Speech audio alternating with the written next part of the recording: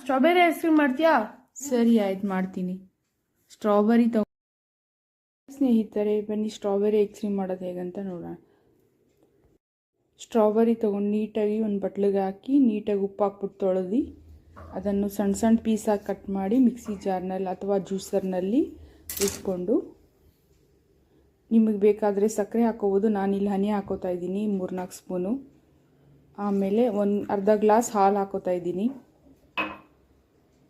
ಅದನ್ನು ಗ್ರೈಂಡ್ ಮಾಡ್ಕೊಂಬರೋಣ.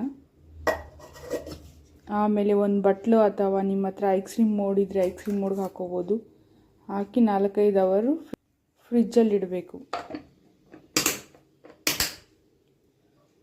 ಫ್ರಿಜ್ಜಿಂದ ಇಟ್ಟಾಯಿತು. ಬನ್ನಿ ನೋಡೋಣ ಹೇಗಾಗಿ.